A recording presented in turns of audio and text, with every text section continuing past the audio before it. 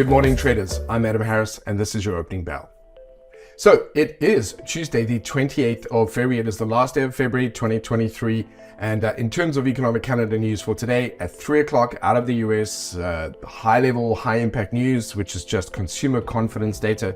Interesting to see what that is. It's forecast to be higher than the last one. So we'll see if that is ultimately going to be the case. And then if I have a look here across in terms of earnings, we have got Virgin Galactic Holdings. So you know that's the trip out to space. We've got Schrödinger, although you can never really be sure about them. We've got Urban Outfitters, Manchester United, which does sound familiar. We've got Duolingo, which is muy bueno. We've got AMC Entertainment, SeaWorld Entertainment as well. We've got Norwegian Cruise Lines. We've got ADT, which is security as well. We've got HP Inc. So if there's something wrong with the printer today, you know why. And then we've got Bayer AG as well as Target. Target is amazing to me because it's located within the US alone and it's worth 78 billion. It's just absolutely insane. Then in terms of dividends for today, we've got Electronic Arts. So if you're a gamer, you will know them. Lockheed Martin. So you'll know them as well. And of course, we've got Fox Corporation as well. They'll be in the news recently as they are under pressure due to lawsuits through Smartmatic and Dominion, where it turns out that under oath, they have confessed that they have propagated false claims of a stolen election in the US. So that's quite big news at the moment. Halliburton, which is very much in the oil industry. You'll be familiar with them if you're in the UK. Kellogg's, breakfast, orange juice, you know, that kind of stuff. McDonald's, big burgers. Watch The Founder if you haven't seen it, it's fantastic. And then Wendy's, which is competing with them. Wendy's, everybody knows Wendy's.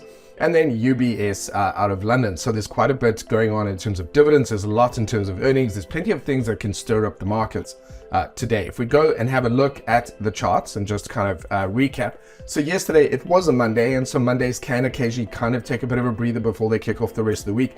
It appears to me, just looking through the markets this morning, it looks as though that dollar is coming back. So although yesterday the dollar kind of took a little bit of a rest and everything gained, for example, gold was a little bit higher, some equities were a little bit higher, Tesla did all right.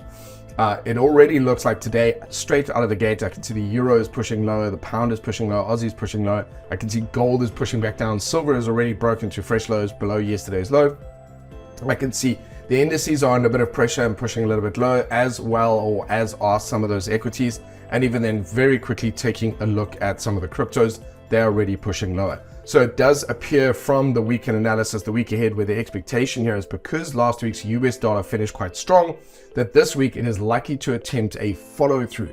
And that appears to be unfolding today. We never really can know for certain how the day is going to close until the US session comes online.